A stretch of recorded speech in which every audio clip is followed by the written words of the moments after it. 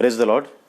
Pastor David बोल रहा हूँ मैं ग्लोरी टू ग्लोरी चर्च की तरफ से, और मैं धन्यवाद देना चाहता हूँ पास्टर टाइटस और उनके मिरेकल चर्च को, जिन्होंने मुझे मौका दिया आज आपके सामने फेसबुक लाइव आने का। और मैं परमेश्वर का धन्यवाद देना चाहता हूँ कि उसने मुझे आपके सामने आज लेकर आया। तो आइए अब शुरुआत करते हैं। इस वक्त ओके, मैं परमेश्वर का धन्यवाद देना चाहता हूँ इस वक्त जितने भी मेरे सुनने वाले हैं इस वक्त, जो देख रहे हैं लाइव, जो बाद में देखेंगे, मैं सभी का स्वागत करना चाहता हूँ इस वक्त। और पास्टर टाइटस को भी धन्यवाद देना चाहता हूँ, उनके चर्च को धन्यवाद देना चाहता हूँ। और इस वक्त आइए हम प्रार्थना करते हैं। प्रभु, हम तेरा धन्यवाद करते हैं परमेश्वर, इस सुंदर समय के लिए। परमेश्वर, हमारे बीच में तू विराजमान है, इसके लिए हम तेरा धन्यवाद करते हैं। प्रभु ईश्वर, जो आगे का जो टाइम है प्रभु तेरे हाथों में सौंपता हूँ। प्रभु पवित्र आत्मा, मुझे तेरी ज़रूरत है, तेरे बगैर मैं कुछ नहीं कर सकता। और यीशु मसीह सब कुछ तेरा है परमेश्वर। इस वक्त प्रभु मैं अपने आप को, इस पूरी सिस्टम को, इस पूरे नेटवर्क को तेरे हाथों में सौंपता हूँ। जो लोग इस वक्त मुझे देख रहे, सुन रहे प्रभु, उनको भी तेरे हाथों में सौंपता हूँ। हमारी अगुवाई कर और सिर्फ तेरी महिमा हो, ये दुआ करते हैं, यीशु मसीह के नाम से मांगते हैं, आमीन। Praise the Lord. शुरू करने से पहले मैं अपनी गवाही देना चाहता हूँ कुछ शब्दों में। जैसा ये लॉकडाउन चल रहा है और जैसे जून का महीना आया, और जून के महीने में अचानक मेरी तबीयत ख़राब हो गई और बहुत ज़्यादा ही खांसी बुखार, खांसी आने लगी, बहुत ज़्यादा खांसी आने लगी। और उस वक्त ऐसा माहौल डरावना था कि हम लोग कहाँ पर जा भी नहीं सकते थे। और उस वक्त जो है हम लोग बहुत परेशान हो गए थे। और जब हम लोगों ने टेस्ट किया तो टेस्ट में ये बताया गया कि मेरा हीमोग्लोबिन लेवल जो है वो बहुत कम हो चुका है, 12 से लेके 8, उसको एक्सपांड करो, बड़ा करो इसको, और जो 12 से लेके 8 तक आया है। और मुझे समझ में नहीं आ रहा था कि उस हालत में क्या किया जाए। उस वक्त जॉन्डिस का इन्फेक्शन भी दिखा रहे थे। और ऐसे हालात में से मैं गुजरा हूँ, मैं मेरी गवाही है। और जैसे हम लोगों ने टेस्ट किया तो जैसा हीमोग्लोबिन का कमी था, तो मुझे हीमोग्लोबिन के 3 इंजेक्शन दिए गए। और फिर भी खांसी कम नहीं हो रही थी, फिर भी तकलीफ़ हो रही थी। उस वक्त फिर हम लोगों ने जो है और इसका एक्सरे निकाला, चेस्ट का एक्सरे निकाला, और उसमें मालूम पड़ा कि निमोनिया अंदर से हो चुका है, निमोनिया का इन्फेक्शन हो चुका है। और जब मैं निमोनिया के डॉक्टर के पास गया, चेस्ट स्पेशलिस्ट के पास गया, तब मुझे बताया गया कि आपका जो चेस्ट है उसमें निमोनिया का 42% इन्फेक्शन जा चुका है, 42% इन्फेक्शन है। और उन्होंने कहा कि आपको कोविड का टेस्ट करना पड़ेगा, सीटी स्कैन करना पड़ेगा। बहुत सारी चीज़ों से मैं डरा गया। और लेकिन वहाँ पर मैं कुछ बोला नहीं डॉक्टर को। और बाहर आने के बाद मैंने मेरी पत्नी से कहा कि मैं यहाँ पर बिल्कुल एडमिट नहीं होऊंगा, हम लोग कोई टेस्ट वेस्ट नहीं करेंगे, और जो उन्होंने बोला है निमोनिया, उस निमोनिया के हिसाब से हम लोग ट्रीटमेंट लेंगे। और निमोनिया का ट्रीटमेंट चालू किया। और घर पे आने के बाद एक चीज़ मैं परमेश्वर के वचन के द्वारा कन्फेस करने लगा। जैसे पहले यूहन्ना उसका 5:17 में लिखा है कि जैसा वो है वैसे तुम इस संसार में हो। और मैंने कबूल करना शुरू किया कि परमेश्वर के शरीर में अगर निमोनिया नहीं है तो मेरे भी शरीर में नहीं होना चाहिए। और जैसे मैं कबूल करते गया, और 1 हफ्ते के अंदर जो है वो मेरा जो चेस्ट इन्फेक्शन है, उसके बाद जो मैंने एक्सरे निकाला, वो जो चेस्ट इन्फेक्शन था वो 42% से लेके 7% तक आ गया। और उस वक्त बहुत डॉक्टर लोगों ने मुझे डरा दिया था, और ये करना पड़ेगा, वो करना पड़ेगा, बहुत सारी चीज़ें उन्होंने बोली थी। लेकिन परमेश्वर की कृपा से और उसके अनुग्रह से मैं इस चीज़ से बाहर आ गया। मतलब करीबन मैं कोरोना तक पहुंच गया था, क्योंकि निमोनिया का जो नेक्स्ट स्टेज जो होता है वो कोरोना हो जाता है। और ऐसे हालात में परमेश्वर ने मुझे संभाला, बचाया और मुझे सुरक्षित रखा, और पूरी तरह से मैं उसमें से बाहर आ गया। और मुझे इतनी खांसी आती थी कि मैं बात भी नहीं कर पाता था किसी से, सिर्फ खांसी आती थी, और खांसी और जुलाब होते थे, और उसकी वजह से हालत बहुत ख़राब हो गई थी। लेकिन परमेश्वर का धन्यवाद हो कि परमेश्वर ने उस हालत में भी मुझे अच्छी तरह से संभाला, मुझे कुछ होने नहीं दिया। तो परमेश्वर के नाम को धन्यवाद देता हूँ मैं। और जैसे ये जो सेशन है वहाँ पर कोविड के बारे में अगर मैं आपसे बात करूँ तो मैं आप लोगों को ये साफ साफ कहना चाहता हूँ कि पहली बात ये जो कोविड है वे परमेश्वर ने नहीं भेजा है, ये मैन मेड चीज़ है, ये इंसानों की बनाई हुई चीज़ है, ये परमेश्वर ने नहीं भेजा है। दूसरी बात यह है कि कोविड जो है उसका असर विश्वासी लोगों के ऊपर नहीं होगा।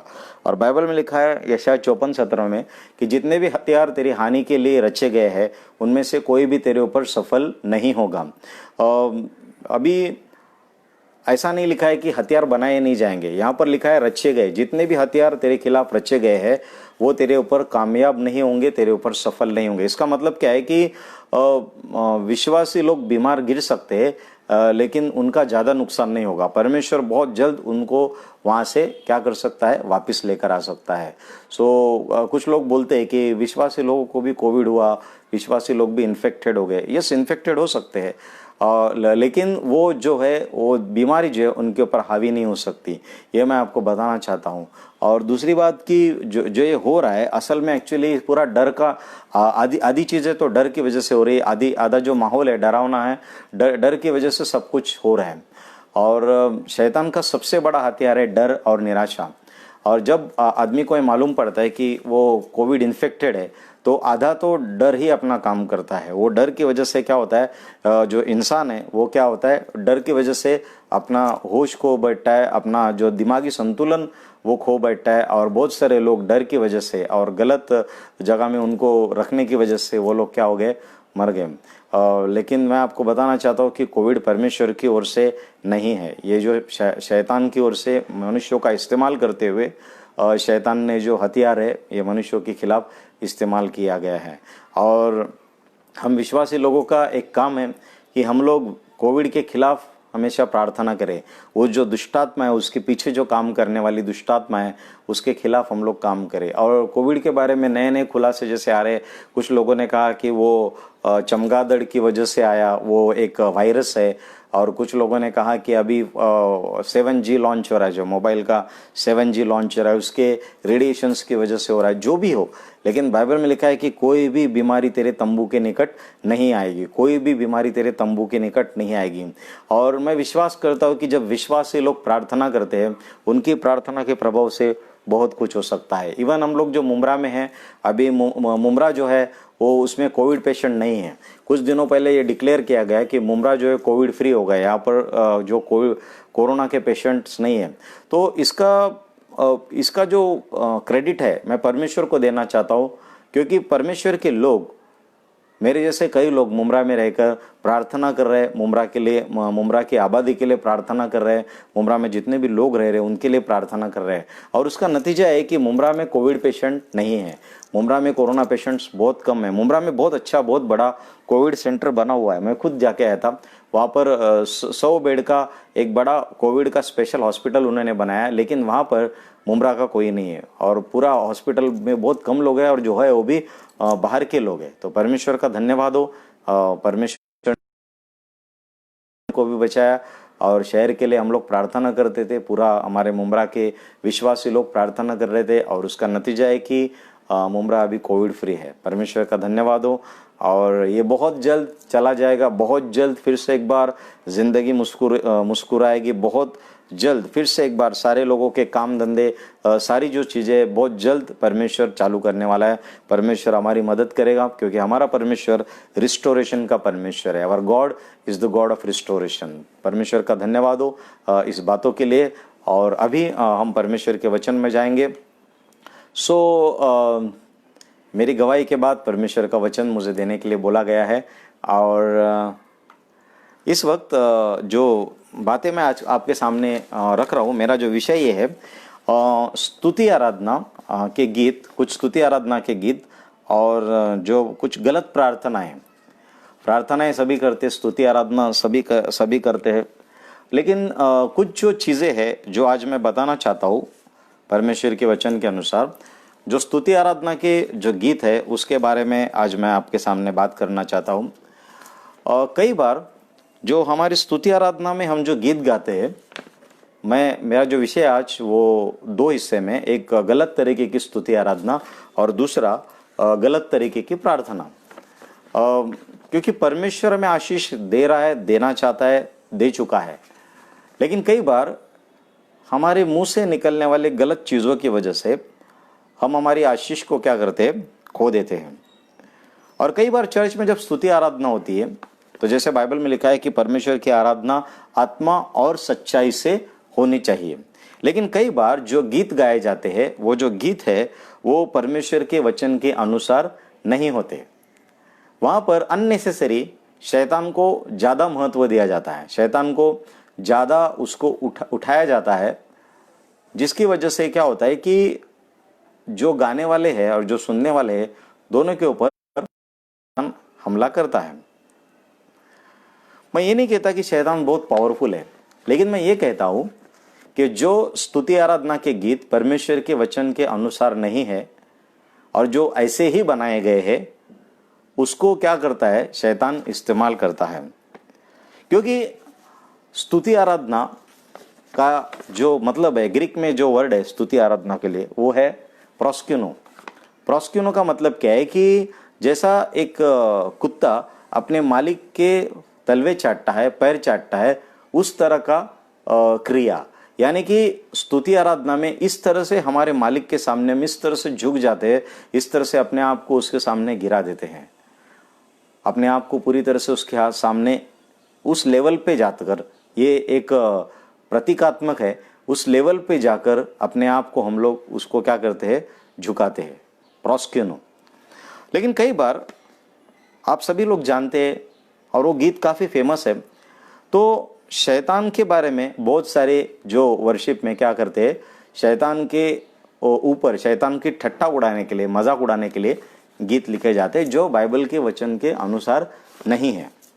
अभी कुछ मुझे माफ़ कीजिए, कुछ लोग इससे नाराज़ हो सकते हैं क्योंकि ये सब गाने सुपर हिट है, लेकिन ये बिब्लिकल नहीं है। ठीक है, सुपर हिट है, गाने के ट्यून अच्छे हैं, रिदम अच्छा है, गाने वाले बेहतर है, गाने वाले भी बहुत अच्छे हैं, लेकिन ये गाने बाइबल के वचन को लेकर है नहीं। जैसा अभी एक गीत है, यीशु ने शैतान को क्रूस पर हराया है, इधर तक ठीक है, लेकिन हारा हुआ शैतान मेरे जूतों के नीचे है, हारा हुआ शैतान मेरे जूतों के नीचे है, ये बिब्लिकली करेक्ट नहीं है। क्योंकि मैं आपको वचन के साथ बताता हूँ, रोमियो की पत्री उसका 16 अध्याय 20वें वचन में लिखा है, शांति का परमेश्वर शैतान को तुम्हारे पांवों से शीघ्र कुचलवा देगा, हमारे प्रभु यीशु मसीह का अनुग्रह तुम पर होता रहे।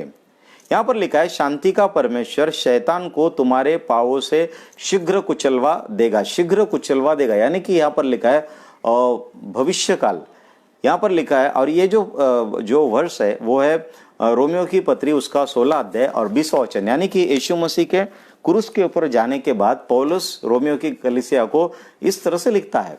लेकिन अगर मैं इस गीत को गाता हूँ, हारा हुआ शैतान मेरे जूतों के नीचे है, तो ये वचन के अनुसार नहीं है। बाइबल में लिखा है मैंने तुम्हें सांपों और बिच्छुओं को रोनने का और शैतान की सारी शक्ति के ऊपर अधिकार दिया है, शक्ति के ऊपर अधिकार दिया है।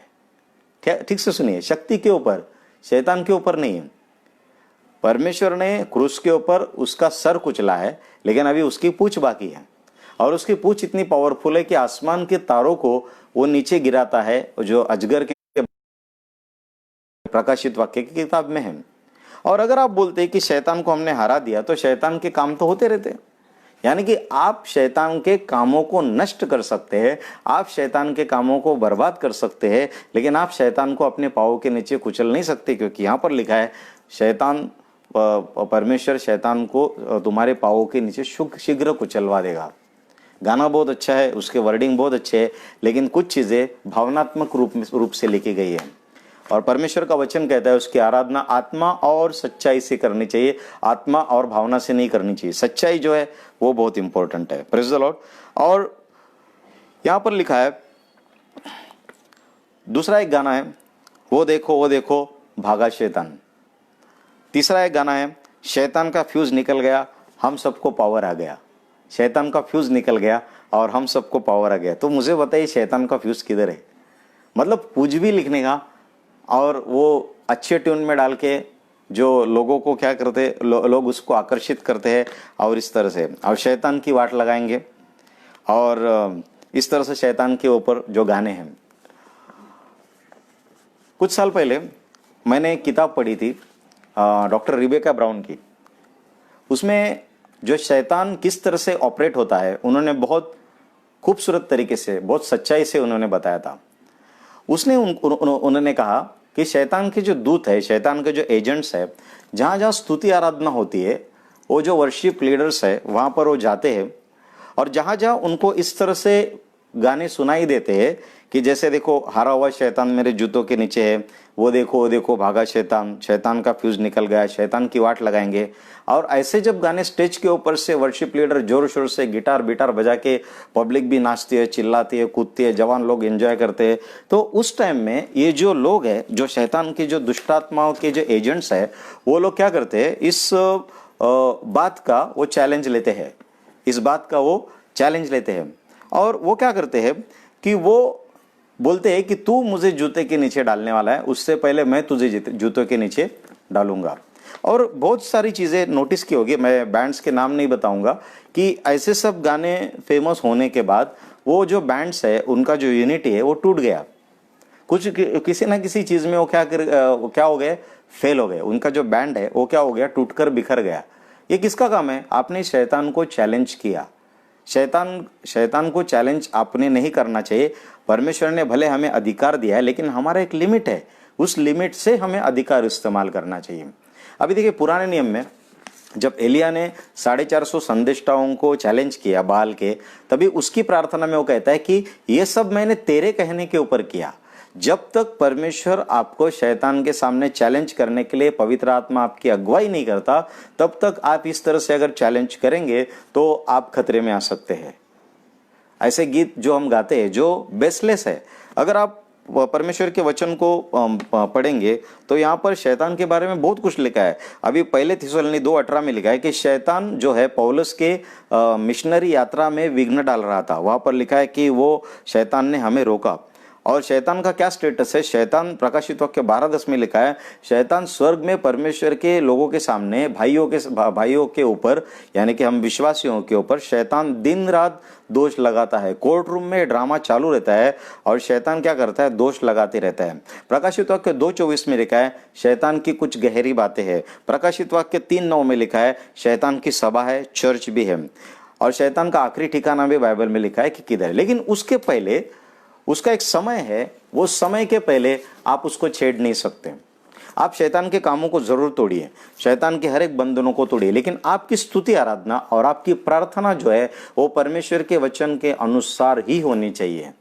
शैतान 3 बातों से डरता है। नंबर 1 परमेश्वर का लहू, नंबर 2 परमेश्वर का नाम, नंबर 3 परमेश्वर का वचन। इन 3 चीजों से शैतान डरता है। और अगर आपकी स्तुति आराधना में यीशु मसीह का नाम है, आपकी स्तुति आराधना में यीशु मसीह का लहू है, आपकी स्तुति आराधना में अगर परमेश्वर का वचन है, तो वो सबसे बड़ा पावरफुल शैतान के खिलाफ हथियार है। शैतान को नाम लेके इस तरह से उसका मजाक उड़ाने की जरूरत नहीं है।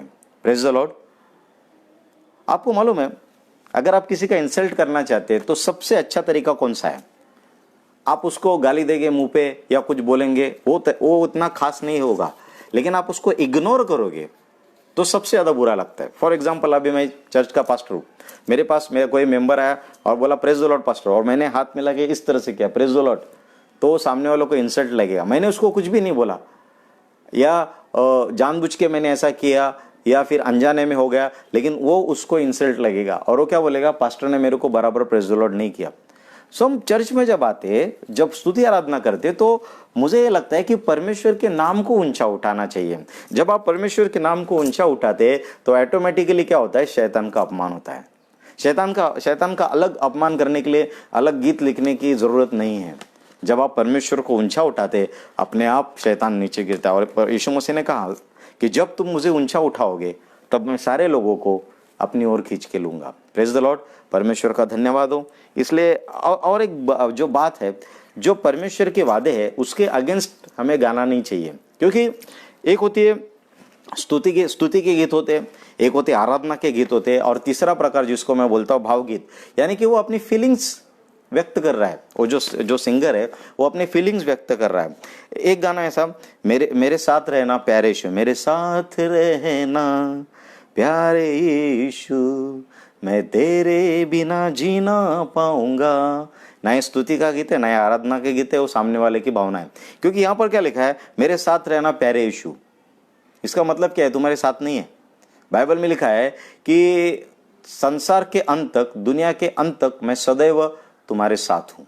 कभी कभी ऐसे फनी गाने गाए जाते हैं। अभी एक चर्च में मैं गया था उल्लासनगर के, वहां पर किसी का ऑर्डिनेशन होने वाला था और 1 घंटा बहुत अच्छी स्तुति आराधना चली। और उसके बाद है ना, स्तुति आराधना खत्म हो गई, बहुत अच्छा अनॉइंटेड स्तुति आराधना था। 3 लड़कियां खड़ी हो गई क्वायर ग्रुप में और वो गाना गाने लगी, पवित्र आत्मा आ जाओ आ जाओ आ जाओ। तो मैं सोच में पड़ गया, इतना देर कौन था इधर, इतना देर इधर कौन था। पवित्र आत्मा आ जाओ, आप पूरी परमेश्वर की उपस्थिति आने के बाद इस तरह से गीत गाते हैं। और फिर कुछ तो उन्होंने गाया और एक स्टांजा में अचानक बोलने लगी, आ गया पवित्र आत्मा आ गया। पवित्र आत्मा ऐसे थोड़ी आता है, पवित्र आत्मा हमारे अंदर है, पवित्र आत्मा हमारे अंदर है। जब हम ये बोलते हैं पवित्र आत्मा आ जाओ, इसका मतलब जो हमारे अंदर का पवित्र आत्मा है उसको हम अलाउड करते हैं कि बाहर का जो माहौल है उसमें हम आपका स्वागत करते हैं। हर एक जो विश्वासी जो यीशु को मानता है, जिसका खुदा यीशु मसीह, उसके अंदर पवित्र आत्मा है। बाइबल में लिखा है, पहले कुरिन्थियों की किताब उसका 12वां अध्याय 3 वचन में लिखा है कि पवित्र आत्मा के बगैर कोई ये बोल नहीं सकता यीशु खुदा है, यीशु परमेश्वर है। पवित्र आत्मा के बगैर आप बोल नहीं सकते। और इस तरह से आप जो गीत गाते हैं वो फनी लगते हैं, एक्चुअली इंसल्टिंग लगते हैं और बाइबल के खिलाफ नहीं है। मैं उसको ज्यादा से ज्यादा बोल सकता हूँ, ये भावगीत है, उस व्यक्ति की भावना है। और इन दिनों में जो हमारे नए नए वर्शिप लीडर जो अभी मार्केट में आ रहे, उनके जब गीत कभी कभी मैं सुनता हूँ तो जब तक यीशु का नाम नहीं आता तब तक ऐसा लगता है कि वो अपने गर्लफ्रेंड के लिए या वाइफ के लिए गा रहे। लिटरली ऐसा रहता है कि ऐसा लगता है कि जो अरिजीत सिंह के गाने और हमारे जो विश्वासी लोगों के गाने कभी कभी मुझे बहुत सेम लगते हैं। और जब तक उसमें अंदर यीशु का नाम नहीं आता या थोड़ा बहुत वचन नहीं आता तब तक ऐसा लगता है अरिजीत सिंह का कॉपी कर रहेगा। सो इन दिनों में ये भी इस तरह से हालात जो है वर्शिप के है। और ऐसे कई गीत जो है वो बाइबल के अनुसार नहीं है, बाइबल के वचन के अनुसार नहीं है। तो मुझे ऐसा लगता है क्योंकि ये जो बोल रहा हूँ मैं खुलेआम बोल रहा हूँ और बाइबल के वचन के अनुसार बोल रहा हूँ। और मैं ये समझता हूँ जो बाइबल के अनुसार नहीं है, परमेश्वर के वचन के अनुसार नहीं है, वो हमें चीज़ नहीं करनी चाहिए। Praise the Lord. और ऐसा करने से क्या होता है कि हम अपने जो लिमिट्स है उसको क्रॉस करके क्या हो जाते हैं, भावनाओं के बहाव में बह जाएंगे। हम सच्चाई को छोड़कर भावनाओं के पीछे लगेंगे। अगर कोई लोगों को एक गीत पसंद है या मैंने अगर किसी को दुखाया तो मुझे क्षमा कीजिए, मैं माफ़ी मांगता हूँ। लेकिन जो वचन के अनुसार है वो तो हमें बोलना ही है। Praise the Lord, hallelujah. ये गीतों के बारे में था। और आगे हम लोग बढ़ते हैं। जो मेरा विषय है आज का, उसका दूसरा जो टॉपिक है गलत तरीके की प्रार्थना। मुझे वो पूछा गया कि आप कौन से विषय पे बात करेंगे, तो मैंने ये विषय सिलेक्ट किया और पास्टर टाइटस को बताया कि मैंने इस विषय के ऊपर बात करने वाला हूँ। जो गलत तरीके की प्रार्थना, ये जो हमारा विषय है वो विश्वासी लोगों के लिए है जो मसीह में कई साल है, चर्च में कई साल जा रहे, ऐसे लोगों से मैं बात कर रहा हूँ। नए लोगों के लिए ये उतना अपील नहीं होगा, लेकिन मैं ज़्यादा करके जो पुराने विश्वास है, जो प्रार्थना करना जानते हैं, जो बाइबल को अच्छी तरह से जानते हैं, उनके बारे में मैं बोल रहा हूँ। सबसे पहली बात, कुछ लोगों की प्रार्थना जो है वो यूजलेस है, उसका कोई मतलब नहीं है और परमेश्वर ऐसी प्रार्थना सुनता भी नहीं। अभी आप बोलेंगे पास्टर ऐसा कैसा हमारे दिल से निकला। ये कभी होता है जब आप नए नए विश्वासी, आपको ABCD नहीं मालूम, उस टाइम में जो आपकी जो प्रार्थनाएं हैं, परमेश्वर हर प्रार्थना सुनता है। क्योंकि जैसे एक छोटा बच्चा रहता है, वो जो तोतला अगर बोलता है तो माँ बाप पसंद करते हैं।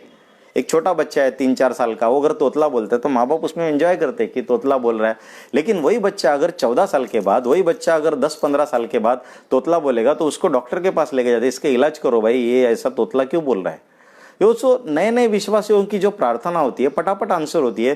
परमेश्वर उसको इग्नोर करता है, उनकी गलतियों को इग्नोर करता है और उनको वो प्रभु आशीष देता है। लेकिन आगे चल के जैसे हम प्रभु में बढ़ते हैं, हमारी जो प्रार्थनाएं हैं उसके अंदर क्या होना चाहिए, मैच्योरिटी आनी चाहिए और परमेश्वर को पसंद आने वाली प्रार्थना हमें करनी चाहिए। Praise the Lord.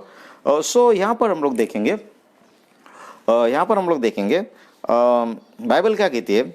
अय्यूब उसका 35वां अध्याय, अय्यूब उसका 35 जो चैप्टर है उसका 13 जो वर्ष है उसके बारे में हम लोग पढ़ेंगे यहाँ पर। अय्यूब 35 और मैं आपके लिए पढ़ूंगा। हाँ, अय्यूब उसका 35 का 13 में लिखा है, निश्चय ईश्वर व्यर्थ बातें नहीं सुनता और न सर्वशक्तिमान उन पर चित्त लगाता है। यहाँ पर लिखा है कि निश्चय ईश्वर व्यर्थ बातें कभी नहीं सुनता और न सर्वशक्तिमान उन पर चित्त लगाता है। मतलब मराठी में इस तरह से लिखा है कि देव निरर्थक प्रार्थना ऐकत नाही, देव निरर्थक प्रार्थना ऐकत नाही, सर्वसमर्थ तिकडे लक्ष देत नाही। देव निरर्थक प्रार्थना ऐकत नाही, सर्वसमर्थ तिकडे लक्ष देत नाही। Praise the Lord, hallelujah. So यहाँ पर हमारी प्रार्थनाओं का स्टेटस आप देखिए, जो विश्वासी लोग प्रार्थना करते हैं उसका स्टेटस बाइबल में क्या लिखा है, किस तरह से हमारी प्रार्थना असल में होनी चाहिए। यहाँ पर लिखा है, प्रकाशित वाक्य 5वां अध्याय और 8वें वचन में लिखा है, और जब उसने पुस्तक ले ली तो वे चारों प्राणी और 24 प्राचीन उस मेमने के सामने गिर पड़े और हर एक के हाथ में वीणा और धूप से भरे हुए सोने के कटोरे थे। ये तो पवित्र लोगों की प्रार्थनाएं हैं। यहाँ पर लिखा है हर एक के हाथ में वीणा क्या दर्शाता है, वीणा सही तरीके की स्तुति आराधना दर्शाता है। वीणा और धूप से भरे हुए सोने के कटोरे थे, ये तो पवित्र लोगों की प्रार्थनाएं हैं। यानी कि हमारी प्रार्थना का स्टेटस इतना जबरदस्त है कि यहाँ पर लिखा है कि सोने के कटोरे में पवित्र लोगों की प्रार्थना। पवित्र लोग कौन? हम लोग, विश्वासी लोग, जो यीशु मसीह के लहू से पवित्र किए गए, जिनको परमेश्वर की धार्मिकता है, हमारी धार्मिकता नहीं, हमारी पवित्रता नहीं, लेकिन परमेश्वर की धार्मिकता है। और प्रकाशित वाक्य 8वां अध्याय 3 वचन में लिखा है, फिर एक और स्वर्गदूत सोने का धूपदान लिए हुए आया और वेदी के निकट खड़ा हुआ, उसको बहुत धूप दिया गया कि सब पवित्र लोगों की प्रार्थनाओं के साथ उस सोनहली वेदी पर जो सिंहासन के सामने है चढ़ाए। और उस धूप का धुआं पवित्र लोगों की प्रार्थनाओं सहित स्वर्गदूतों के हाथों से परमेश्वर के सामने पहुंच गया। यहाँ पर क्या लिखा है कि जब विश्वासी लोग प्रार्थना करते हैं तो होता क्या है कि स्वर्ग में हमारी प्रार्थना सोने के कटोरे में धूप के समान परमेश्वर के सामने क्या होती है, हाजिर होती है। लेकिन दूसरा अगर आप देखेंगे तो यहाँ पर लिखा है कि परमेश्वर क्या करता है, गलत तरीके की प्रार्थना सुनता ही नहीं। मतलब वो आपकी प्रार्थना जो है वो आपके छत के ऊपर जाती नहीं। देव निरर्थक ओरड ऐकत नाही, सर्वसमर्थ तिकडे लक्ष ही देत नहीं। निश्चय ईश्वर व्यर्थ बातें नहीं सुनता और न सर्वशक्तिमान उन पर चित्त लगाता है। Praise the Lord. सो ऐसी कौन सी बातें हैं, कौन सी प्रार्थनाएं हैं जो गलत है, वो आपके सामने आज मैं रख रहा हूं। कुछ प्रार्थनाएं विश्वासी लोगों ने नहीं करनी चाहिए क्योंकि वो परमेश्वर के वचन के खिलाफ है। और परमेश्वर को, पवित्र आत्मा को एक ही भाषा समझती है उसके वचन की। भजन संहिता 138:2 में लिखा है कि तूने अपने वचन को अपने बड़े नाम से भी अधिक महत्व दिया है। यिर्मयाह 1:12 में लिखा है, मैं अपने वचन को पूरा करने के लिए तत्पर रहूंगा। और लिखा है बाइबल में, आसमान और धरती डल जाएंगे लेकिन मेरे वचन नहीं डलेंगे। यानी कि परमेश्वर अपने वचन को अपने बड़े नाम से भी अधिक महत्व देता है और उसको उसकी भाषा जल्दी समझ में आती है। वो फट से समझ जाता है कि मेरा वचन अगर बोला जाता है वहां पर मुझे साबित करना है कि मेरा वचन जीवित और प्रबल है। Praise the Lord. सो यहाँ पर हम लोग जो प्रार्थना करते हैं वो प्रार्थना का कोई मतलब ही नहीं होता, वो प्रार्थना यूजलेस है, वो प्रार्थना ऊपर भी नहीं जाती।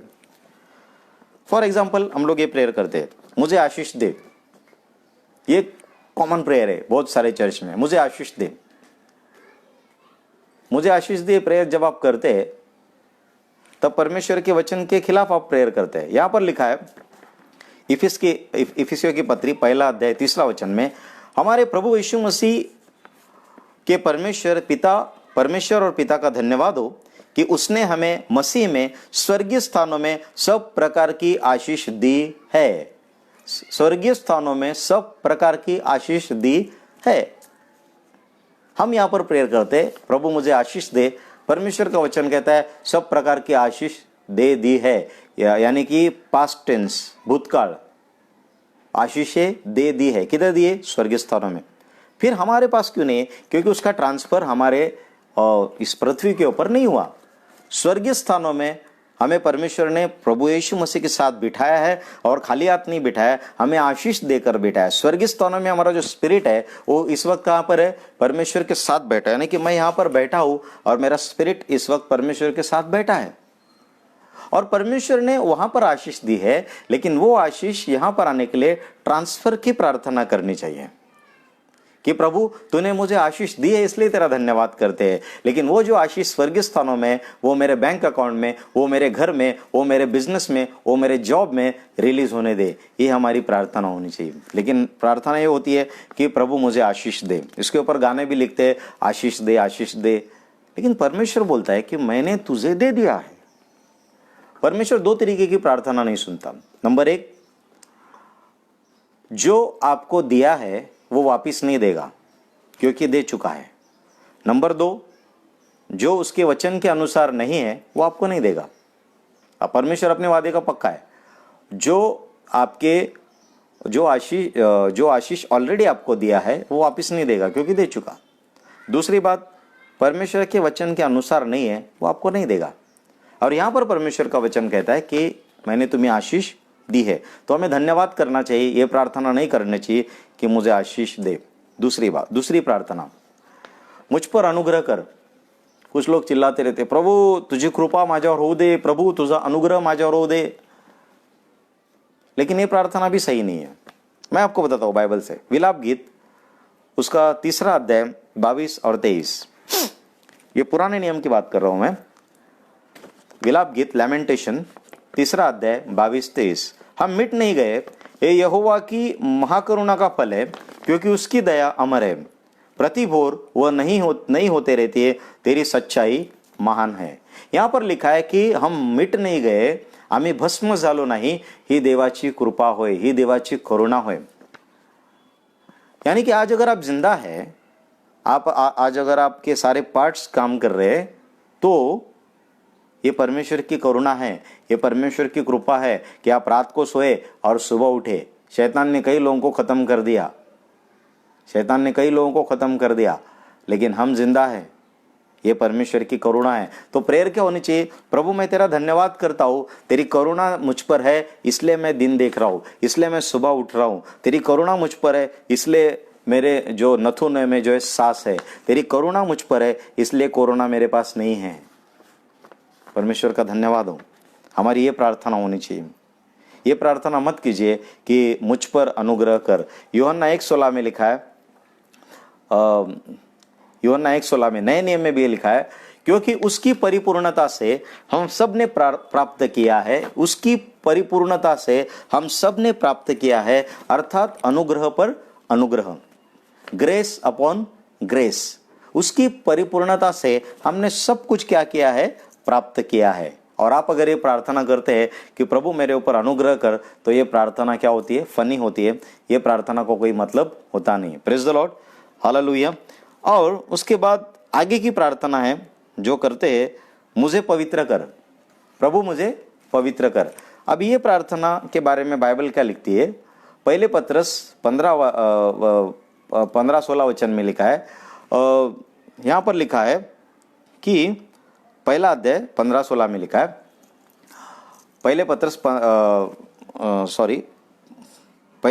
1 अध्याय 15-16 में लिखा है, पर जैसा तुम्हारा बुलाने वाला पवित्र है, वैसे तुम भी अपने सारे चाल चलन में पवित्र बनो। तुम भी अपने सारे चाल चलन में पवित्र बनो, क्योंकि लिखा है कि पवित्र बनो, क्योंकि मैं पवित्र हूं। यहां पर परमेश्वर ने आपको जिम्मेदारी दी कि तुम पवित्र बनो। लेकिन ये हम काम परमेश्वर को बोलते ये भी तू कर ये काम भी तू कर। परमेश्वर ने बोला तुम पवित्र बनो। पवित्र का मतलब क्या है? पवित्र बनने का मतलब क्या है? सफेद कपड़े पहन के जाना नहीं। पवित्रता का मतलब है सेपरेशन, अपने आप को अलग करना।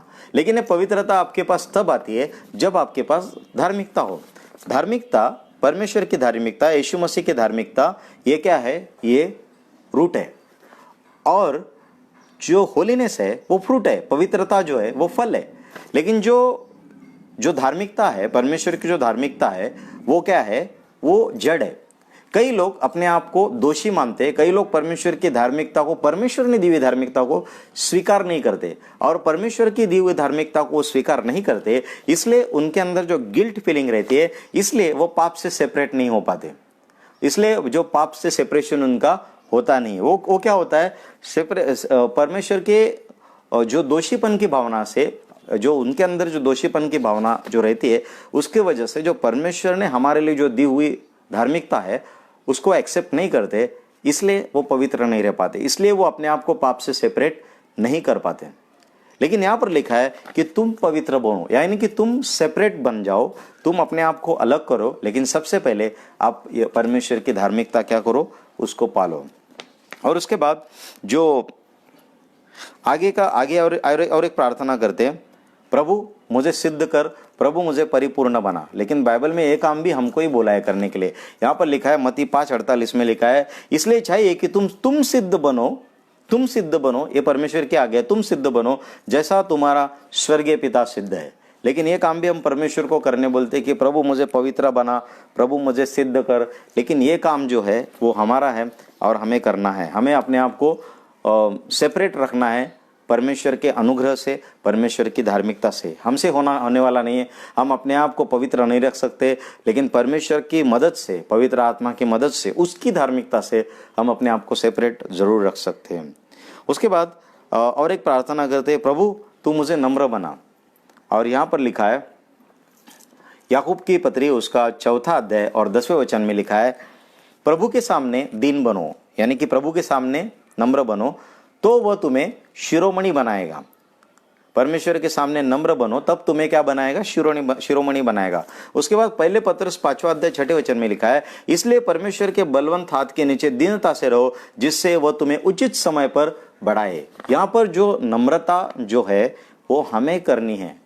नम्रता जो परमेश्वर हमें बोल रहा है वो हमें करना है। लेकिन हम वो काम भी परमेश्वर को बोलते हैं कि प्रभु तू मुझे नम्र बना। उसके बाद कई लोगों की फेवरेट प्रेयर है जो टोटली अनबिब्लिकल है। कुछ लोगों की प्रेयर सिर्फ इसलिए उत्तर नहीं लाती, ध्यान से सुनिए जो मैं बोल रहा हूं अभी, क्योंकि उनका अप्रोच ही गलत रहता है। परमेश्वर के सामने जाने का तरीका ही गलत रहता है, यानी कि पहले बॉल पे ही वो आउट हो जाते हैं। ये प्रेयर करते हो लोग, मैं पापी हूं, ऐसा बोलते वो परमेश्वर की उपस्थिति में जाते हैं। अगर तुम पापी है तो परमेश्वर के सामने क्यों आए? और अगर तुम अभी भी पापी है तो 2000 साल पहले यीशु मसीह ने तुम्हारे लिए क्या किया? तो ऐसी प्रार्थना करना उनको नम्रता का प्रदर्शन लगता है। वो बोलते कि हम नम्र बन के जाते हैं। नम्र बनना अलग है और अपने आप को पापी बोलना अलग है। आप अपने स्टेटस को ही भूल गए। आप परमेश्वर के सामने किस हिसाब से जा रहे हैं, आप किस अधिकार से जा रहे हैं, किस नाते से जा रहे हैं, वो बहुत इंपॉर्टेंट है। अगर आप परमेश्वर के सामने ये बोल के जा रहे हैं कि प्रभु मैं पापी हूं, तो वही आपकी प्रार्थना परमेश्वर सुनना बंद कर देता है। जैसे मैंने कहा, व्यर्थ बातें वो नहीं सुनता, क्योंकि उसके बेटे ने अपना कीमती लहू क्रूस के ऊपर बहाया ताकि तुम्हारा उद्धार हो जाए। और तुम्हारा उद्धार भी हो गया, तुम परमेश्वर के बेटे भी हो गए, लेकिन वो स्टेटस छोड़कर तुम बोलते हो मैं पापी हूं। इसका उदाहरण बाइबल में है। उड़ाऊ पुत्र को जब होश ठिकाने पे आया तो उसको पश्चाताप नहीं हुआ था। सब उसकी धन दौलत उड़ गई, हालात इतने बुरे हो गए कि सुअरों का खाना खाना पड़ा। तभी बाप की याद आई और बाप के पास जाकर वो बोला कि मैं आपका बेटा कहलाने के लायक नहीं हूं। लेकिन फिर भी बाप ने उसको अंगूठी पहने, उसके लिए कपड़े नए मंगाए, उसके लिए जो पला हुआ बछड़ा काटने के लिए बोला, उसके पैरों में जूते डालने के बोले। लेकिन बाप ने उसको एक बेटा होने के नाते पूरी तरह से एक्सेप्ट किया। उड़ाऊ पुत्र ने अपने बाप की पूरी संपत्ति उड़ाई थी, उड़ाऊ पुत्र ने पूरी अय्याशी की थी।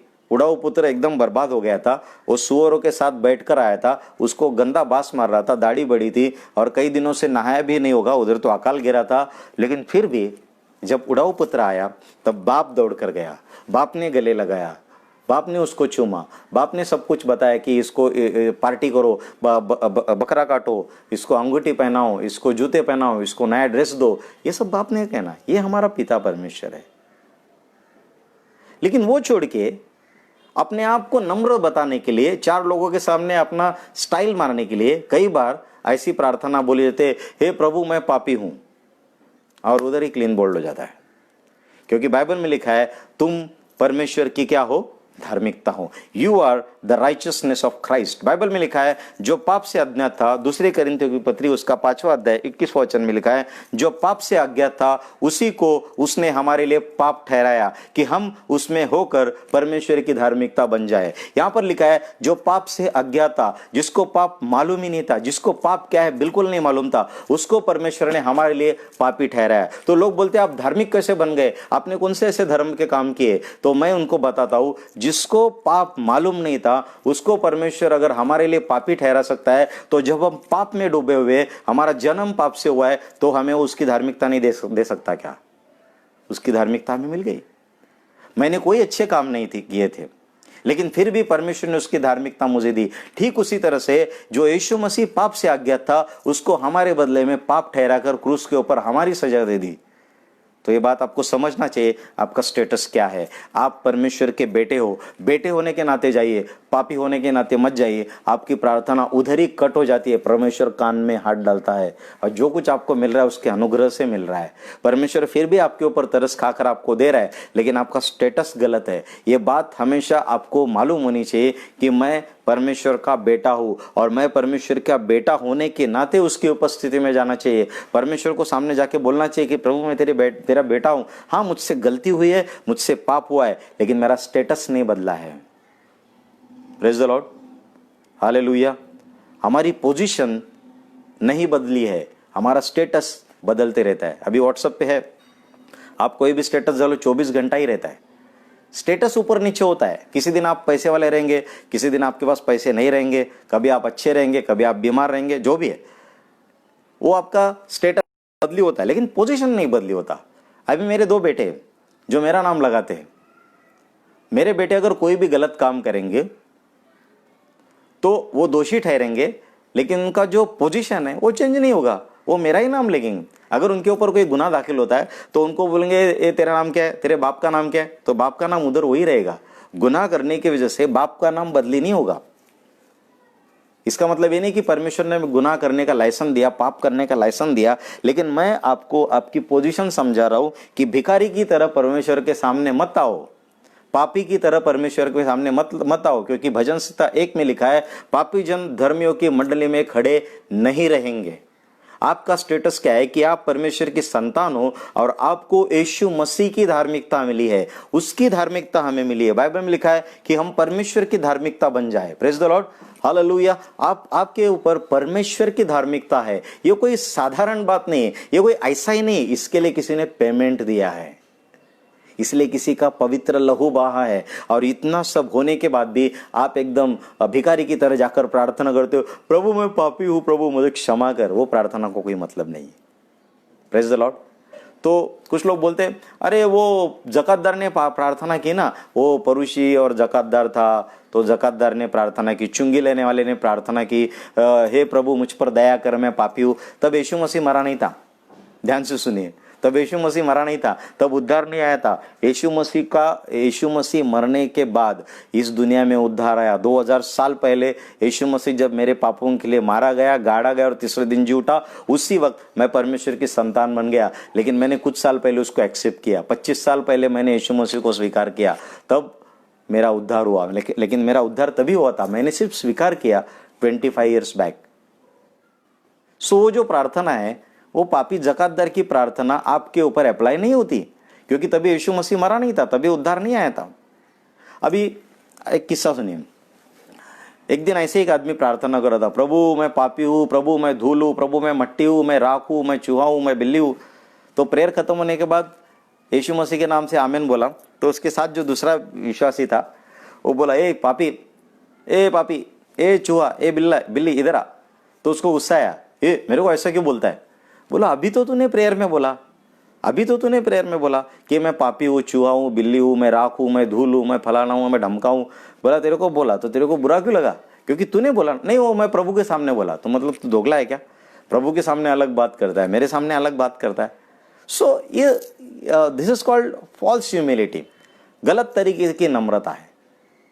आप परमेश्वर के बेटे हो, इस चीज को एक्सेप्ट करो और वैसे ही जाओ। उड़ाऊ पुत्र गया वहां पर, उड़ाऊ पुत्र का पश्चाताप जो था वो सिर्फ रोटी बोटी तक था, लेकिन पिता ने उसको माफ कर दिया था। अगर मैं उड़ाऊ पुत्र का बाप होता तो बोलता था, हाँ तू अभी आ गया ना मेरी दौलत उड़ा के, तो 10 दिन तू पहले वो सर्वेंट क्वार्टर में रहे, मैं तेरा चाल चलन देख लूंगा, बाद में तेरे को देख लूंगा कि तेरे को एक्सेप्ट करना है कि नहीं करना है। लेकिन वो पिता जो था इतना प्रेम करने वाला था कि जब उसका बेटा चला गया उसी दिन उसको माफ कर दिया। परमेश्वर ने आपको क्षमा किया है, परमेश्वर ने आपके पापों को क्षमा किया है। आपके पाप भरे कितने भी लाल क्यों ना हो, परमेश्वर ने उसको बर्फ के समान कर दिया है। इस चीज को एक्सेप्ट करो, आपको फील हो या नहीं हो। बाइबल में लिखा है, मीन्स लिखा है, मैं परमेश्वर की धार्मिकता हूं, मैं परमेश्वर का बेटा हूं, मैं परमेश्वर का संतान हूं, ये मेरा पोजीशन है। हाँ, मेरा स्टेटस कभी कभी बदल सकता है, मेरे हाथ से कभी कभी गलतियां हो सकती है, तो उन गलतियों को लेकर परमेश्वर के सामने ईमानदारी से खड़ा रहकर बोलना है, प्रभु मैंने ये गड़बड़ किया है, ये मैंने पाप किया, ये हमें बोलना है परमेश्वर के सामने, ट्रांसपेरेंट रहना है, ताकि शैतान का कोई भी कानून अधिकार हमारे ऊपर काम ना करे। Praise the Lord. और आगे बढ़ते हम लोग।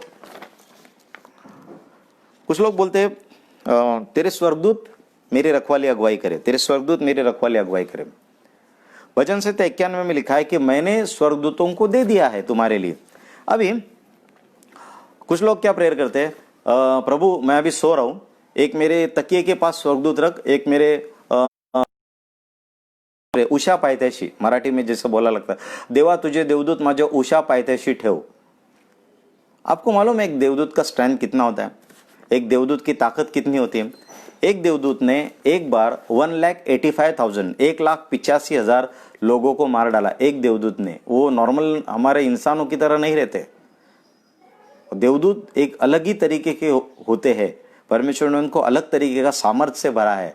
और एक देवदूत अगर 1,85,000 लोगों को मार सकता है, तो हमारी ये स्टूपिड प्रेयर है कि उषा पायथ्याशी देवदूत ठेव, मतलब एक मेरे सर पे चाहिए देवदूत, एक मेरे पैर के पैर चाहिए। तुम कौन हो, मोदी हो क्या? Praise the Lord. सो कभी कभी इसी जो प्रेयर है वो प्रेयर का कोई मतलब नहीं होता। आप ही ऐसा प्रेयर कीजिए कि प्रभु मैं तेरा धन्यवाद करता हूं, तेरे स्वर्गदूत मेरी रखवाली अगुवाई कर रहे हैं। Praise the Lord. उसके बाद कुछ लोग ये प्रार्थना करते हैं कि महंगाई कम कर, अच्छे दिन दिखा। ये होने वाला नहीं है, महंगाई कम होने वाली नहीं बल्कि और बढ़ने वाली है। महंगाई और बढ़ने वाली है, लेकिन आपका प्रेयर क्या होना चाहिए? प्रभु कितनी भी महंगाई आने दे, लेकिन मेरे को तू बरकत दे, तेरी बरकत में प्रभु मैं जीना चाहता हूँ, मेरा पगार बराबर पुरना चाहिए प्रभु, मेरा इनकम बराबर आना चाहिए प्रभु। ये प्रेयर के आप ये मत प्रार्थना कीजिए कि प्रभु महंगाई कम कर, महंगाई क्या कर प्रभु कम कर, या अच्छे दिन दिखा। अच्छे दिन मोदी के आए, हमारे नहीं है। लेकिन इन बुरे दिनों में भी परमेश्वर आपकी जरूरत को पूरा करेगा। अभी लॉकडाउन के समय में बहुत सारे विश्वासी लोगों की गवाही है, मेरे पास जो चर्च के लोग हैं उनकी गवाही है कि लॉकडाउन में जब वो कमाते नहीं थे तब जितना अच्छा उन्होंने जब वो कमाते थे, सब कमाते थे, तभी जितना अच्छा खाया पिया नहीं था उतना लॉकडाउन में खाया। कहाँ से आया कैसे मिला मालूम नहीं, लेकिन परमेश्वर ने हमारी ज़रूरत को पूरा किया। जो लोग घमंड दिखाते थे जो अपने घर पे कि मैं अगर काम पे नहीं जाऊंगा तो तुम लोग भूखे मरेंगे, और उनका आवाज परमेश्वर ने बंद कर दिया। परमेश्वर ने बोला तू कमा रहा है इसलिए तू खा नहीं रहा है, मैं दे रहा हूँ इसलिए तू खा रहा है। परमेश्वर का धन्यवाद हो उन बातों के लिए। परमेश्वर ने किसी को भी क्या करा, किसी को भी खाली हाथ नहीं रखा, विश्वासियों को परमेश्वर ने रखा है। आप ये मत प्रार्थना कीजिए कि प्रभु अच्छे दिन आने दे, प्रभु सब कुछ कुशल मंगल होने दे। कुशल मंगल नहीं होगा, दिन ब दिन वर्स्ट होगा, लेकिन इन बुरे हालातों में भी परमेश्वर आपको संभालेगा और आपको अच्छी तरह से संभालेगा। सिर्फ संभालेगा नहीं, आपको अच्छी तरह से संभालेगा। कुछ लोगों ने इसका अनुभव लिया है। पिछले 6 महीने में नौकरी नहीं है, धंधा नहीं, फिर भी 4 टाइम खा रहे और ऊपर स्टेटस के ऊपर भी डाल रहे हैं कि हमने आज ये डिश बनाया। इस तरह से परमेश्वर हमारी रखवाली अगुवाई कर रहा है। कुछ लोग ये प्रार्थना करते हैं, प्रभु मुझे देख, प्रभु मुझे सुन, प्रभु मुझे देख, प्रभु मुझे सुन। बाइबल क्या कहती है उसके बारे में? दूसरे इतिहास 7वां अध्याय 15 वचन, यहां पर लिखा है, अब से जो प्रार्थना इस स्थान में की जाएगी उस पर मेरी आंखें खुली और मेरे कान लगे रहेंगे। ये पुराने नियम में जब राजा सुलेमान ने मंदिर को बांधकर पूरा किया, तब परमेश्वर ने प्रॉमिस किया, अब से जो प्रार्थना इस स्थान में की जाएगी उस पर मेरी आंखें खुली और मेरे कान लगे रहेंगे। नए नियम में लिखा है कि तुम परमेश्वर का मंदिर हो। तो आप ये प्रेयर मत करो कि प्रभु जो मेरे पास देख, मेरी बात सुन, ये आप प्रेयर मत करो, क्योंकि ये प्रेयर का कोई मतलब नहीं। परमेश्वर की आंखें लगातार आपके ऊपर है, इसलिए आप जिंदा हो। परमेश्वर की आंखें लगातार आपके ऊपर है, इसलिए आप क्या हो? जिंदा हो। और एक प्रार्थना करते हैं, सुन और कबूल कर पिता, सुन और कबूल कर पिता।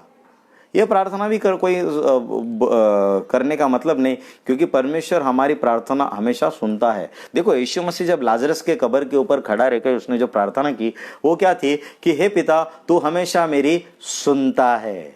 सुन और कबूल कर, ये प्रार्थना नहीं की। उसने बोला, हे पिता, तू हमेशा मेरी सुनता है। आपकी प्रार्थना ऐसी होनी चाहिए कि प्रभु, मैं तेरा धन्यवाद करना चाहता हूं, तू हमेशा मेरी सुनता है, तू कभी मुझे ठुकराता नहीं है। ये हमारा परमेश्वर है। अभी जो प्रचारक रहते हैं उनकी एक गलत प्रार्थना आपको बता रहा हूं। उनको ऐसा लगता है कि ऐसी प्रार्थना करना नम्रता है, लेकिन वो नम्रता नहीं है, वो स्टुपिडिटी है। ऐसी प्रार्थना करते हैं, प्रभु मुझे तेरे क्रूस के पीछे छुपा ले। प्रभु मुझे तेरे क्रूस के पीछे छुपा ले। ये प्रार्थना का क्या मतलब हुआ? आदम छुप गया झाड़ी के पीछे, उसने पाप किया था। तुम क्यों छुप रहे हो क्रूस के पीछे? और तुम क्रूस के पीछे छुपोगे तो लोग क्या देखेंगे? क्रूस को देखेंगे। मतलब उनको ऐसा लगता है ऐसी प्रार्थना करने से मैं अपने आप को नम्र साबित करूंगा, लेकिन परमेश्वर ने लिखा है कि मैं राष्ट्रों के सामने तुझे खड़ा करूंगा, मैं लोगों के सामने तुझे खड़ा करूंगा और तू उनके सामने खड़ा रहेगा। अगर आप यिर्मयाह का पहला अध्याय पढ़ेंगे, परमेश्वर यिर्मयाह नबी को बोलता है कि मैं तेरे को खड़ा करूंगा, उनके सामने खड़ा करूंगा। और हमारी ये फनी प्रार्थना, मजेदार प्रार्थना ये है कि मुझे तेरे क्रूस के पीछे छुपा ले। ऐसा प्रेयर मत कीजिए, ये बहुत अजीब लगता है। आप ये कहिए कि मेरे द्वारा प्रभु तेरी महिमा हो, मेरे द्वारा तेरा क्रूस दिखे, मैं वो माध्यम बन जाऊं जिसके द्वारा परमेश्वर तेरी महिमा हो और तेरा क्रूस दिखे। Praise the Lord, hallelujah. और एक मजेदार प्रार्थना करते हैं, और वो प्रेयर ऐसा करते हैं, मैं तेरा क्रूस उठाता हूं। कुछ लोग ऐसा प्रेयर करते हैं, प्रभु मैं तेरा क्रूस उठाता हूं। यहां पर क्या लिखा है बाइबल में? लुका की कृत शुभवर्तमान उसका 9वां अध्याय 23 वचन में लिखा है, उसने सबसे कहा, यदि कोई मेरे पीछे आना चाहे तो अपने आप से इनकार करे और प्रतिदिन अपना क्रूस उठाए मेरे पीछे हो ले। अपना क्रूस उठाए मेरे पीछे हो ले। अपना क्रूस। यहां पर प्रेयर होती कि प्रभु मेरी मदद कर, मैं तेरा क्रूस उठाऊं। आपको अपना क्रूस उठाना है। यहां पर पानी से भरी हुई बाल्टी नहीं उठाई जाती, क्रूस उठाने की बात करते हैं। अपना क्रूस उठा, तुम लोग अपना क्रूस उठाओ। परमेश्वर का वचन कहता है, परमेश्वर का क्रूस तुमसे उठने वाला नहीं है। Praise the Lord. और एक प्रार्थना करते हैं, तेरी इच्छा मेरे जीवन में पूरी हो। वाकई में तेरी इच्छा मेरे जीवन में पूरी हो, जैसा तू चाहता है वैसा हो। इसका दूसरा मतलब मालूम है आपको? कि मर जाओ, क्योंकि बाइबल में लिखा है तुम मर चुके हो और तुम्हारा जीवन मसीह में क्या है? छुपा हुआ है। यहां पर ऐसी प्रार्थना करते, तेरी इच्छा मेरे जीवन में पूरी हो जाए। वाकई में जो परमेश्वर बोलेगा वो आप करेंगे, उसकी इच्छा पूरी होने दो। कुछ दिन पहले एक पास्टर ने एक लड़की को पूछा कि तू शादी करना चाहती है? बोला हाँ शादी करना चाहती हूँ। तो तेरे को कैसा लड़का चाहिए, किस तरह से लड़का चाहिए? प्रभु जो देगा वो लड़का चलेगा मेरे को। तो बोला प्रभु ने अगर लंगड़ा काना लूड़ा बहरा दिया तो चलेगा क्या? नहीं, ऐसा नहीं चाहिए। हमें ऋतिक रोशन चाहिए, हमें सलमान खान जैसा फाइट करने वाला चाहिए, हमें शाहरुख खान जैसा रोमांटिक चाहिए। ये हमारी सारी इच्छा है और प्रेयर करते तेरी इच्छा पूरी हो जाए, लेकिन बाद में सब क्या है? अपनी इच्छा के अनुसार करते हैं। आपको मालूम है हिंदू लोग जो मूर्ति के सामने अगरबत्ती लगाते हैं, लेकिन जब वो जाते हैं मार्केट में तब उनको जो फ्लेवर पसंद है, उनको जो फ्रेग्रेंस पसंद है, वो फ्रेग्रेंस की अगरबत्ती वो लेते हैं। वो भगवान को थोड़ी पूछते हाँ प्रभु तेरे को कौन सा पसंद है, गुलाब पसंद है कि मोगरा पसंद है, ये नहीं पूछते। अरे मेरे को मोगरा पसंद है, तो तुम्हें मोगरा पसंद है इसलिए तुमने लेके लगा दिया, तो भगवान का क्या है इसमें, तुम अपना ही मजा ले रहे हो क्योंकि मोगरा तुमको पसंद है। वैसे ही कभी कई बार विश्वासी लोग प्रेयर करते हैं कि प्रभु तेरी इच्छा मेरे जीवन में पूरी हो। कभी कभी प्रेयर करते हैं प्रभु मैं मरना चाहता हूँ, बहुत हो गया, मुझे मार डाल, मैं ऊपर आना चाहता हूँ। ऊपर जाके क्या करोगे, ऊपर जाके क्या करोगे? यहाँ पर खड़ा रहकर परमेश्वर का सुसमाचार सुनाओ, यहाँ पर खड़ा रहकर परमेश्वर के बारे में बताओ, परमेश्वर के राज्य को फैलाओ। ये छोड़कर प्रार्थना करते मैं मरना चाहता हूँ, मुझे मार डाल। 25 साल पहले जब मेरा उद्धार नहीं हुआ था, 25 साल नहीं, जब मेरा जॉब निकल गया था और मुझे समझ में नहीं आ रहा था क्या करना है, सेवकाई में आने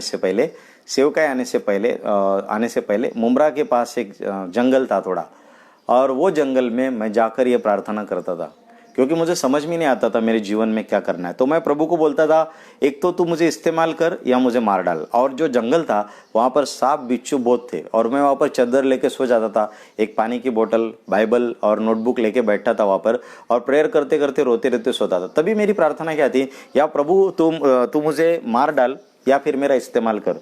लेकिन परमेश्वर का धन्यवाद हो, और मैं ऐसा सोचता था कि मैं इस जंगल में ऐसा सो रहा हूँ, कोई सांप और कोई बिच्छू मेरे को काट के जाएगा, मैं यही मर जाऊंगा तो किसी को मालूम नहीं पड़ेगा और परमेश्वर के सामने मैं पहुंच जाऊंगा। लेकिन ये परमेश्वर इतना अच्छा है कि वो उधर मैं पर गहरी नींद में सोता था 3-3 4-4 घंटे, लेकिन किसी भी सांप और किसी भी बिच्छू ने मुझे काटा नहीं। परमेश्वर ने मेरी आधी प्रार्थना सुनी। मैं बोलता था एक तो मेरा इस्तेमाल कर या मुझे मार डाल। परमेश्वर ने क्या किया, मेरा इस्तेमाल करना चालू किया, मुझे मारा नहीं। यानी कि मेरी प्रेयर गलत थी। यानी कि प्रभु को हम कभी कभी खूनी बनाना चाहते हैं। जैसे एलिया ने प्रार्थना की, हे परमेश्वर मुझे मार डाल, मैं अपने बाप दादाओं से अच्छा नहीं हूँ। कई बार हमारी प्रार्थना ऐसी हो जाती है जो परमेश्वर नहीं सुनता। Praise the Lord. परमेश्वर का धन्यवाद हो इन बातों के लिए। और कुछ लोग ये बोलते हैं कि जो तेरी इच्छा मेरे जीवन में पूरी हो जाए। आई सरेंडर ऑल गाने के लिए बहुत अच्छा है, आई सरेंडर ऑल। मालूम है आपको आई सरेंडर ऑल का मतलब क्या है? कि मैं मर जाऊं। आई सरेंडर ऑल का मतलब है मैं मर जाऊं। गाने के लिए बहुत अच्छा है, लेकिन वैसा हम चलते हैं क्या? I have decided to follow Jesus, no turning back. लेकिन कई बार हम लोग पीछे भी मुड़ जाते हैं। सो आज के इस वचन के द्वारा मैं आपको ये बताना चाहता हूँ कि आप जो प्रार्थना करते हैं आप चेक कीजिए, आप जो गीत गाते हैं परमेश्वर के वो चेक कीजिए, वो बाइबल के अनुसार है क्या। अगर वो बाइबल के अनुसार नहीं है तो ऐसे बातों का कोई मतलब नहीं होता। जैसा मैंने कहा पहले भी की देव निरर्थक प्रार्थना ऐकत नाही, सर्वसमर्थ तिकडे लक्ष ही देत नाही। प्रभु आपकी प्रार्थना को सुनेगा भी नहीं। लेकिन अगर आप परमेश्वर के वचन को लेकर प्रार्थना करते हैं, आपके गीत अगर परमेश्वर के वचन के अनुसार है, तो क्या होगा? आपकी हर प्रार्थना सुनी जाएगी, आपकी हर प्रार्थना परमेश्वर को पसंद पड़ेगी, आपकी हर प्रार्थना को परमेश्वर क्या करेगा? सुनेगा। Praise the Lord. और इस वक्त जो कोविड का जो चालू है, यहाँ पर क्या जरूरी है, जैसे इस्राएल लोग उस जंगल में सांप के डसने से मर रहे थे, तभी मूसा ने एक पीतल का सांप बनाया और उसको ऊंचा उठाया। और जो लोगों ने उस सांप के उस पुतले को देखा, उस स्टैचू को देखा, वो लोग क्या हो गए? चंगा होने लगे। एज अ चर्च हमारा काम ये है कि हम इस कोविड में परमेश्वर प्रभु यीशु मसीह को ऊंचा उठाए और सबसे पहले न्यूज़ देखना बंद करें। न्यूज़ इन दिनों में सबसे बड़ा शैतान का हथियार बन चुका है। कई सारे अफवाहें उठ रही, कई सारे लोग डर के मारे क्या हो रहे? मर रहे। लेकिन हमारा काम है इस कोविड में, जैसा ये जो आपका जो चल रहा है सीरीज स्ट्राइकिंग कोविड को स्ट्राइक अगर करना है तो उससे बड़ी चीज़ हमें खड़ी करनी है, वो है परमेश्वर का क्रूस, यीशु मसीह का क्रूस। परमेश्वर ने जो क्रूस के ऊपर बलिदान किया। और मैं आपको बताना चाहता हूँ कि सबसे हाई टाइम सुसमाचार देने का वो अभी है, क्योंकि लोगों के पास उत्तर नहीं है, लोगों के पास कोरोना की वैक्सीन नहीं, लेकिन लोगों के पास अफवाहें बहुत है। लेकिन इन अफवाहों में अगर कोई सच्ची बात है, इन अफवाहों में कोई गुड न्यूज़ है, इन अफवाहों में अगर कोई ट्रुथ है, वो ये है कि यीशु मसीह हमारे पापों के लिए मारा गया, गाड़ा गया और तीसरे दिन जी उठा और यीशु मसीह हर बीमारी को समाप्त कर सकता है, हर बीमारी को नष्ट कर सकता है, क्योंकि उसके कोड़े खाने से हम लोग चंगाई को पाते हैं। ये जो सुसमाचार जो देना है उसका हाई टाइम आ भी आ चुका है। ये टाइम प्रार्थना करने का नहीं है। कुछ लोग बोलते हैं मैं प्रार्थना का योद्धा हूं। मुझे बताइए बाइबल में किधर लिखा है कि आप प्रार्थना की योद्धा हो? बाइबल में ये लिखा है कि तुम परमेश्वर की संतान हो। बाइबल में लिखा है कि तुम राजा और अधिकारी हो, लेकिन बाइबल में ये नहीं लिखा है कि तुम प्रार्थना के योद्धा हो। पुराने नियम में लोग प्रार्थना करते थे, लोग मध्यस्थी करते थे, प्रभु सुनता था, लेकिन नए नियम में यीशु मसीह ने मध्यस्थी की और यीशु मसीह से बेहतर मध्यस्थी कोई नहीं कर सकता। आप अगर अपने आप को बोलते हो कि मैं प्रार्थना का योद्धा हूं, मैं मध्यस्थी की प्रार्थना का वीर हूं, तो आप गलत हो। आपका स्टेटस क्या है? आपकी पोजीशन क्या है? आपका पोजीशन ये है कि आप परमेश्वर के संतान हो और आप शैतान के राज्य में अधिकारी हो, शैतान के राज्य के ऊपर अधिकार करने वाले पुलिस ऑफिसर हो आप। ये आपका असली पोजीशन है। मध्यस्थी की प्रार्थना पुराने नियम में थी, क्योंकि बाइबल में लिखा है कि परमेश्वर और मनुष्य इसके बीच में सिर्फ एक ही मध्यस्थ है, वो है यीशु मसीह। यीशु मसीह के अलावा कोई मध्यस्थ नहीं है।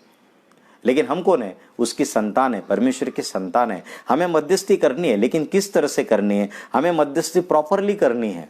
हमें मध्यस्थी अपने अधिकार को लेकर अपने अधिकार को लेकर करनी है। कई लोग बोलते हैं कि मैं मध्यस्थी की प्रार्थना की वीर हूं, 2 घंटा प्रेयर करते रहेंगे, लेकिन किसी को भी सुसमाचार नहीं देंगे। सुसमाचार देने के लिए उनको डर लगता है। वो बोलते पास्टर मैं 2 क्या 10 घंटे बैठूंगा, प्रार्थना करूंगा, लेकिन अपने पड़ोसी को सुसमाचार दो। और आप 10 घंटे वेस्ट करने से अच्छा एक जगह में बैठकर आप 10 घंटे में कितने लोगों को सुसमाचार दे सकते हैं? सिर्फ उनको ये बताना है कि यीशु आपसे प्यार करता है, यीशु आपके जीवन में बदलाव ला सकता है, यीशु आपको चंगा कर सकता है, यीशु आपसे प्यार कर सकता है। सिर्फ ये जो सुसमाचार है, ये आपको अगर देना है लोगों को, और अगर आप वो देंगे तो आपका टाइम फ्रूटफुल रहेगा। कई ऐसे लोगों को देखा है, वो स्पिरिचुअल वॉरफेयर करते रहते, एक रूम में बैठ के रोते चिल्लाते, स्पिरिचुअल वॉरफेयर करते। But what about evangelism? सुसमाचार के बारे में क्या? सुसमाचार नहीं देंगे। लेकिन बाइबल में लिखा है कि सुसमाचार ही परमेश्वर की ताकत है। पौलुस ने कभी प्रेयर वॉक नहीं किया, पौलुस ने कभी स्पिरिचुअल वॉरफेयर नहीं किया, लेकिन पौलुस का तरीका बहुत इजी था। पौलुस जब उसको किसी देश में जाता था, किसी गांव में जाता था, वहां पर वो मूर्ति पूजा देखता था, सब कुछ देखता था, सीधा चौराहे पे जाकर सुसमाचार प्रचार कर रहा था, सुसमाचार प्रचार करता था। और बाइबल में लिखा है सुसमाचार ही परमेश्वर की ताकत है। Gospel itself is the power of God. जब आप सुसमाचार देते हैं, परमेश्वर अपने सुसमाचार को पवित्र आत्मा के सामर्थ्य से प्रूव करता है। आप जब सुसमाचार देते हैं, वहां पर चंगाई आती है, वहां पर प्रॉस्पेरिटी आती है, वहां पर बदलाव आता है। परमेश्वर अपने सुसमाचार को क्या करता है? प्रूव करता है, साबित करता है। क्योंकि बाइबल में लिखा है जब चेले परमेश्वर के वचन को प्रचार कर रहे थे, परमेश्वर उनके साथ रहकर कंफर्म करता था, जो वो प्रचार कर रहे उसको कंफर्म कर रहा था। इन दिनों में चर्च में क्या हो रहा है? सुसमाचार नहीं दे रहे। सुसमाचार के ऊपर बहुत पाबंदी आई है। सब विश्वासी लोग डरे हुए, वो लोग प्रार्थना में लगे, प्रभु कोरोना को भगा, प्रभु ये कर, प्रभु वो कर। लेकिन अभी जो नीड ऑफ द आवर क्या है कि शैतान के हर एक गढ़ों को तोड़ना, और उसके बाद क्या करना? उसके बाद सुसमाचार देना। लोगों को जाकर सुसमाचार दो। प्रेयर वॉक ठीक है, प्रेयर वॉक में आप सिर्फ जाके प्रेयर करके आते हैं, लेकिन जहां पर सुसमाचार देते हैं वहां पर पावर जनरेट होती है। आपके मुंह से निकला हुआ सुसमाचार जो है वो आग की तरह जाता है। आपके मुंह से निकला परमेश्वर का वचन है, तलवार की तरह लोगों के दिलों को छेदता है, और वो बोलते हैं कि हमारे लिए प्रार्थना करो, हमें प्रार्थना की जरूरत है। लेकिन जब तक सुसमाचार नहीं दिया जाएगा, जब तक मसीह को ऊंचा नहीं उठाया जाएगा, ये बीमारी जाएगी नहीं। और बाइबल में लिखा है पृथ्वी परमेश्वर के पुत्रों का प्रकट होने का इंतजार कर रही है। परमेश्वर आपके प्रकट होने का इंतजार कर रहा है, पृथ्वी आपके प्रकट होने का इंतजार कर रही है। लेकिन अगर हम सुसमाचार नहीं देंगे तो परमेश्वर का काम अधूरा रह जाएगा। जो परमेश्वर ने हमें दिया है, जो आज्ञा है सुसमाचार देने की, उसे हमें करना ही है। सुसमाचार दीजिए, आत्माओं को जीतिए। प्रेयर इंपॉर्टेंट है, मैं जानता हूँ, स्पिरिचुअल वॉरफेयर भी इंपॉर्टेंट है, लेकिन उससे कई गुना इंपॉर्टेंट है सुसमाचार देना। एक साधारण व्यक्ति भी सुसमाचार दे सकता है। एक कल परसों आया विश्वासी भी जब सुसमाचार देता है, परमेश्वर अद्भुत काम करता है, क्योंकि बाइबल में लिखा है सुसमाचार ही परमेश्वर की ताकत है। और मध्यस्थी की प्रार्थना यीशु मसीह ने की, और उससे बेहतर मध्यस्थी आप नहीं कर सकते। उससे बेहतर मध्यस्थी कोई नहीं कर सकता। परमेश्वर का धन्यवाद हो इन बातों के लिए कि परमेश्वर ने हमें इस तरह से आशीषित किया है। मैं विश्वास करता हूँ आज के वचनों के द्वारा आपने कुछ शायद सीखा होगा। प्रभु का धन्यवाद हो उस बात के लिए। और फिर से एक बार मैं पास्टर टाइटस को और उनके चर्च को, मिरेकल चर्च को धन्यवाद करना चाहता हूँ कि आपने मुझे मौका दिया। और अगर इस 1 घंटे के अंदर मैंने किसी का दिल दुखाया होगा, अगर किसी को मेरी वजह से हर्ट हुआ रहेगा तो मुझे क्षमा कीजिए, लेकिन जो परमेश्वर का वचन है वो मुझे बोलना ही है। परमेश्वर का धन्यवाद हो। प्रभु आप सभी को आशीषित करे। आइए प्रार्थना करते हैं। प्रभु हम तेरा धन्यवाद करते हैं परमेश्वर, इस सुंदर समय के लिए, तेरी उपस्थिति के लिए तेरा धन्यवाद करते हैं प्रभु यीशु। जो लोग सुन रहे हैं प्रभु, जो बाद में सुनने वाले, उन सभी को आशीषित कर। पास्टर टाइटस के चर्च के लिए और उनके परिवार के लिए, उनके मिनिस्ट्री के लिए मैं तेरा धन्यवाद करता हूँ प्रभु। इस चर्च को, इनकी सेवकाई को, इनके परिवार को, इनके सारे मेंबर्स को तेरे पवित्र लहू के नीचे प्रभु हम लेकर आते हैं। तेरा पवित्र लहू उनके ऊपर रहे, तेरी स्वर्गदूतों की सुरक्षा उनके ऊपर है, इसके लिए हम तेरा धन्यवाद करते हैं। सारा महिमा आदर तुझे देते हैं। तूने प्रभु ये वचन प्रचार करने का मौका दिया, इसके लिए मैं तेरा धन्यवाद करता हूँ। सारा महिमा और आदर तुझे देता हूँ। यीशु मसीह के नाम से मांगता हूँ, आमीन।